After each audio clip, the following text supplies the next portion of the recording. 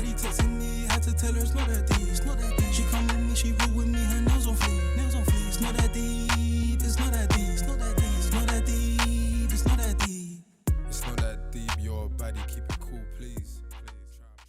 Yes, people. Yes, people. Yes, people. Welcome back to the We Talk Football podcast. I'm back again with my guy Kwaku. How are you doing, bro? I'm all good, mate. I'm all good. I can't complain. How you getting on? I'm not too bad, mate. Busy as per, but we have an important issue to address today, and that is the Roman Abramovich situation going on at Chelsea. How are you feeling as a Chelsea fan this week, mate? Well, first off, we have to our hearts go out collectively as a podcast, as individuals, to the people of Ukraine who are going through a turbulent time, to say the least. At the moment, it's absolutely unacceptable what they're going through with the invasion of Russia, and there's no situation, no world where anybody should go through this. We know people from Kiev, we know people who've been to Kiev, and it's unacceptable. It's good to see football finally taking affirmative action. It took them way too long, but it seems like things are starting to get highlighted in the way that they should be, cutting ties with Russian organizations, with Russian sponsorships, and hopefully that continues, so football can send the message that we are with Ukraine. So yeah, I think firstly it's important to outline that, and as a podcast collectively we are with the Ukrainian people, and we'll see more of that over the weekend with Premier League clubs sporting captains' armbands that reflect the Ukrainian flag. But back to the Abramovich situation, being forced to sell Chelsea as a result of the situation and as a result of his alleged links with the Kremlin, it puts Chelsea in a state of turmoil. I feel like Chelsea are constantly in a state of turmoil, but that's a turmoil with Roman Abramovich at the helm of the club. That's set to change for the first time in 2 decades, and leaves Chelsea in flux. I completely understand and agree with the reasons why he has to sell. His position is untenable at the moment because of his links with Vladimir Putin. And Chelsea are now looking for buyers, or Abramovich is looking for buyers, apparently. He's looking for around about £3 billion to sell the club. There's multiple suitors. Chelsea are now a very attractive brand, way more attractive than they were when Abramovich took over. But it now leaves Chelsea with a lot of questions going forward. We know how ruthless Abramovich has been as an owner in football. The ruthlessness sometimes has been uncalled for, but ultimately Chelsea have won a multitude of trophies, culminating in the Club World Cup a couple of weeks ago, and we can truly say we've now won it all. If we're looking at it from a purely footballing standpoint, he's been one of the most effective and successful owners in the history of football in terms of where the club were when he took over and where he's going to leave the club. But it's time to sell. It's time to leave. He cannot be the owner of Chelsea anymore. Chelsea fans, if we're going to be completely honest and lay our cards on the table, our split. This is not something you can say in open quarters, because you can't disassociate morality and football. They come hand in hand. As much as the governing bodies try to remove that in the fact that we've got the World Cup in Qatar, we had the World Cup in Russia 4 years ago. You can't remove morality from football, and as a result of his actions or as a result of his links, he can't be owning the Chelsea Football Club. So yeah, Chelsea fans are torn because they're very appreciative of the job that he's done, but I think there's a total understanding that he cannot continue as the owner of Chelsea Football Club. Yeah, it's eloquently put, and there's not much I can add in regards to that. I think it's the right decision. He's been a ruthless owner, but ultimately he's been responsible for really changing the landscape of football, especially in the last 20 years. As an owner, he's really changed the game. You look across Europe, and the biggest club now are governed by, just money, and football is about money now. And he was very much the first real big shift in going in that direction. From a footballing perspective, like you said, you can't really deny him his effectiveness in what he's done. I think you've been in a final for how many years? Every year consecutively. It's you're the current European and world champions. It says it all, really. But under the current circumstances, and like you eloquently put at the start of the podcast, what the situation going on in the Ukraine now, and for his alleged links, the time is now to really sell up the club. What I would like to ask, though, as a genuine question, I think it's the words, things like sports washing and things like that, are getting thrown out there at the moment. And you look at, he's now being hounded from every direction. I think, like you said, the sky is falling down on him.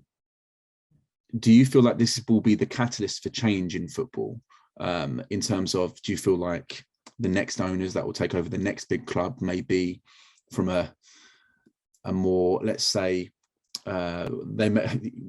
their money may be known where it comes from legitimate sources. Let's say that, for example. And I know I am saying that in the, in the shadow of a huge Newcastle takeover which has made them the richest club in the world. And, we all know about the issues that are, prevalent in Saudi Arabia. What's your opinion on that? So I think that football, I've had time to reflect on football for maybe the last year. It's not just this situation has triggered it. And what makes me inherently sad about football is that it's probably the dirtiest sport in the world. When you look at the governing bodies, when you look at the amount of controversies, when you look at where these major tournaments are held, when you look at the sponsorship deals that clubs and organizations strike up, whether it be with Gazprom, whether it be the World Cup in Qatar, the World Cup that was in Russia 4 years ago, football is inherently dirty. We saw Sepp Blatter booted out the door however many years ago, and he's been replaced by Infantino, who seems to be even more dirty. We know the problems that UEFA had with Platini, who was one of the greatest footballers of all time, but ultimately a shady guy. Football is a dirty sport. And so whether it comes to this fit and proper test for new prospective owners, football clubs, like you said, we've seen the Saudis come over and take Newcastle. We know that about the abhorrent human rights record of the Saudis, but they were welcomed with open arms to Newcastle. I know it took a little bit of time, but they are now the owners of Newcastle United. And like you said, they are now the richest club in the world. Look at the owners of Manchester City. When you look at any billionaire owner, anybody who's amassed that amount of wealth has clearly done something shady in the past. That's my inherent belief. That's not a fact. That's just what I believe. And so if we are to look at this situation, look at it to be a catalyst of change, I don't think it's going to be that. If it was going to be that, then the World Cup in 2022 in Qatar wouldn't be going ahead. In a country where it's illegal to be gay. Football, it always goes to the highest bid, and I think that's going to continue to be the case. We saw how reluctant Infantino was to cut ties with Russia. It took him maybe 2 or 3 longer days than it should have. And so if we're looking for this to be the catalyst change, I think we're looking in the wrong place. If we're looking at football to be the beacon of morality within society, then we are looking in the wrong place, because football is an inherently dirty sport, and I think it will continue to be that. And as a fan of the sport who loves it for the purity of it, because I like to see teams win and lose and come together as organizations, it makes me sad, but we're going to continue to see football sold to the highest bidder, because that's just the nature of the game. Yeah, Craig, you've nailed it there, mate. I totally agree with you. I don't think that this will change. I think when your time is up in football and when the media is after you, and I think they pick and choose when they go for someone, and rightly so in this situation, I should add. Is the grass greener for Chelsea? I mean, I look across the league and you look at, it's hard really to look at the next steps for Chelsea, because he's been arguably one of the greatest owners ever in football, not alone in, not especially just Chelsea history, but, I look across the Premier League and look at other ownership regimes. You look at, if I was a Chelsea fan, I'd look at Tottenham and think, I don't want Daniel Levy in charge. I'd look at Man United and think, I want the Glazers in charge. Like you look at some of the other ownership regimes that are, prevalent in the Premier League, especially of the top clubs. And I wouldn't want them at my club, even at West Ham, So what do you think? Is the grass greener?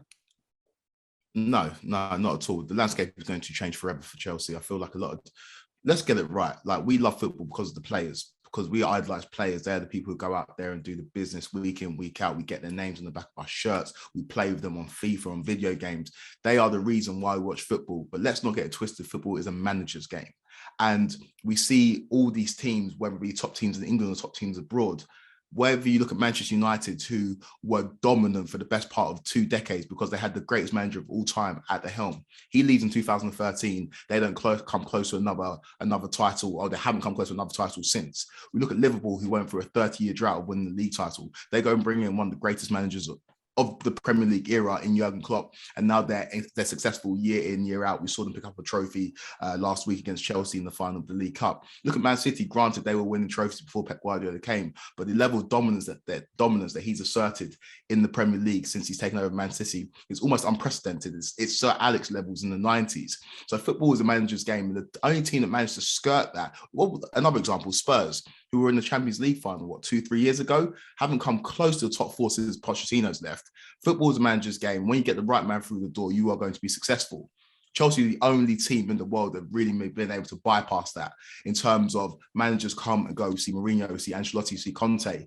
And they win trophies, they're successful, and they get sacked, and the next man comes through the door. We saw Thomas Tuchel, who replaced Frank Lampard, who was a club legend, halfway through a season, wins the Champions League. At Chelsea, there's always been a sense and a feeling that it doesn't really matter who the manager is, as long as we've got Roman there and Marina Granovskaya running business, Chelsea are always going to be in the business of winning trophies. And that is going to change. That there's no doubt about that. We've managed to skirt around that for the last 20 years. But now for Chelsea, it's a case of getting the right footballing people in place, making sure we retain some of the footballing brains and personnel that have made us successful up until this point that are still allowed to maybe be involved in Chelsea, and making sure that we've got the right manager. Assessing is too cool, the right managers to take us to the next level. And if he is, giving them the keys to the kingdom, let them have more autonomy when it comes to transfers, when it comes to dealings, the same type of autonomy that Klopp and Pep have at their clubs. When you think about Liverpool, you think about Man City, you think about Klopp and you think about Pep. And that's what it is. And that's what Chelsea is now going to have to embody to become successful in the future, or to be successful in the future, because the model that we had previously is going to change, because these new owners don't have the same characteristics and maybe ruthlessness as Roman Abramovich, who was only in the business of winning. So the grass is not going to be green. The landscape is going to change for Chelsea. And I think ultimately it will be based on the quality of manager that takes us forward. And is that manager Tuchel? Because I mean, you say that. I mean, you've got a man at the helm now, which is very capable, in my opinion. You know, he's one of the top managers in the Premier League, if not the world. I mean, is Thomas Tuchel staying at Chelsea? Is that even more important than what it was maybe last month when his name was getting thrown into the walls? 100%. So this summer was going to be a summer of transition for Chelsea. Azpilicueta was touted as leaving, maybe going to Barcelona. Tuchel, you never know of Chelsea managers. You never more than 5 games away from losing your job and maybe moving on. Obviously, contract disputes with Tony Rudiger and Christensen. I think all of those issues need to be squashed in the summer. I don't see a world in where Chelsea sell up, there's a change of manager or change of upper board management. There's not a world where Azpilicueta, who's the club captain, has been there for the best part of a decade, can leave the club. So there's going to be a lot of change in the summer, and I don't think one of those changes should be Thomas Tuchel. I feel like his record as Chelsea manager since he took over in January last year has been impeccable. Maybe we were expecting a bit more of a challenge in the league this season. That hasn't come to fruition for whatever reason. But in cup competitions, his record is absolutely incredible. He's got to every single final that he could possibly get to as Chelsea manager. And when you look at this whole situation, he's been front and centre. You've not really heard, apart from written statements, from anyone else at Chelsea, apart from Thomas Tuchel. He's had to field questions. We've seen the frustration when he's been asked questions about things that may be outside his realm. And I think he's done a good job of answering them. And I totally agree on that, yeah. He's of the ilk of a Guardiola and of a Jurgen Klopp in terms of when they speak, you listen and you know that he's in charge of the situation. Even the way that he dealt with the Romelu Lukaku situation and not allowing that to derail Chelsea and going on to win that Club World Cup. Lukaku being a big part of that as well. So I feel like Thomas Tuchel is the man to take us forward, but Chelsea need to make sure they give him the keys to the kingdom and need to make sure they provide them with whatever he needs to continue the success that he's established at Chelsea so far. Yeah, I think it's a great point, Kwaku. I think what Chelsea need more now than anything is seasoned veterans and seasoned heads in the football club that know the football club.